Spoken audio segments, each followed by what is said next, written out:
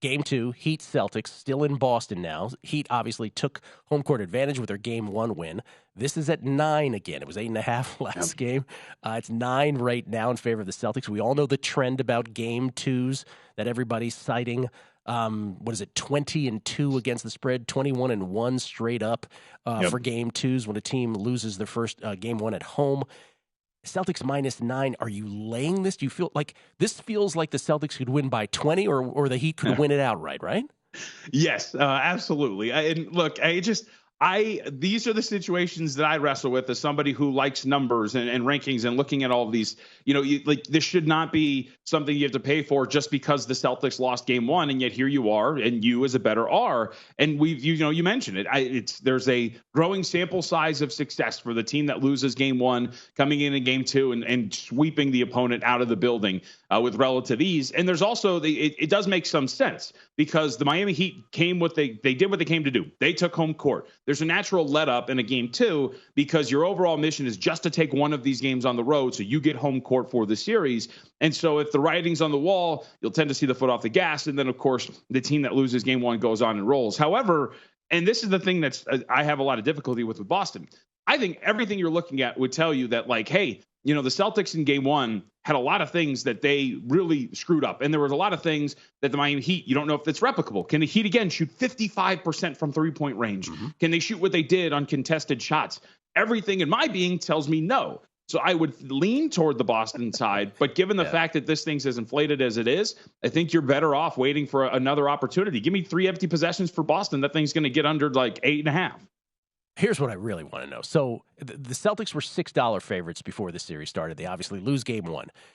If you believe in the Heat, let's say you're in the camp that believes in the Heat, and I'm in that camp. They're almost $2. They're almost still a $2 dog to win this series. I saw plus 199 in some spots. We're showing plus 170. But the Heat still have a pretty juicy number up 1-0. Do you play this now, or do you say to yourself, you know what? I actually think the Celtics will win this game tonight. I'll wait for the even more favorable price after Game 2.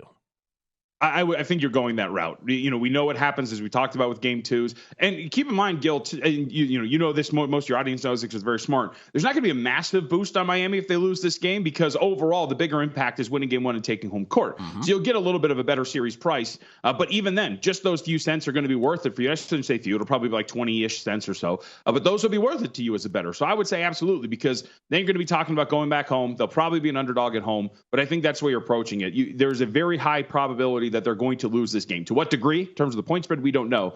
But I'm fairly confident saying it's going to be 1-1 going to Miami. And if that's the case, to your point, you sit back and you wait and you can take plus whatever with the Miami Heat. If you want to get a little bit more safer, if you want to go like plus 1.5 games as a reasonable price as well, I think that's something to look at for sure. Just betting aside right now, you look at these 4 teams that are still alive. Which team feels to you to be the least championship feeling? Like, what team is playing the way that each of these 4 teams are playing right now? Which is the one you're like, that's not a championship team. They can't win a championship playing this way. Yeah, I hate to say it, but it's been Boston. Bang. That's exactly who I said. Yeah, they just don't look like they're fully engaged every ball game. I don't know how you can do that in the playoffs. We saw that in the regular season. You can usually just kind of brush that aside. I mean, Gil, we've talked a billion times on this show about how teams are usually just kind of coasting at about 80% in the regular season, if that. But you're seeing that too often from them in the playoffs. They're playing with fire, and Philly almost burned them, and Philly is a severely flawed team. I would have thought Miami was too, but, Jimmy Butler can lift an entire organization onto his shoulders in the postseason. At some point, you got to think it's going to burn them. Unless they wake up permanently instead of for 1 or 2 games at a time. They are 7 victories away from one of the great American sports stories. I just want to say that because this just doesn't happen in the NBA. But we're ahead of ourselves. What about Game 2? Celtics are favored by 9, actually a half point higher. We all know about this trend that everybody's been throwing around, which is if you lose Game 1 at home in the playoffs, the last 23 games, you're 22 games, you're 21-1 straight up. You're 20-2 against the spread. Trends are trends. That's a pretty powerful trend. Do you think Boston, because I said earlier a few times, hey, if Boston won this by 20, I wouldn't be that shocked. Are you laying? Do you have enough courage to lay the wood on this? I don't. But I am a very scared and timid individual on the whole.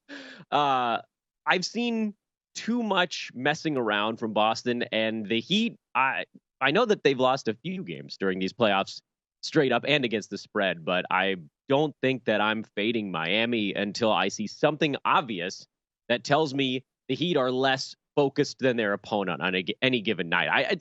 Miami just doesn't strike me as the kind of team that's going to sleepwalk through this ball game, and 9 is a ton. Yeah. I don't think I could go Miami either in this game, and frankly, this of the two series, this is the one that I'm having a little more trouble really nailing down, other than the total in the first game. But this is probably a stay away for me. Nine is a huge number. Go to VSiN.com/subscribe to become a VSiN Pro subscriber today.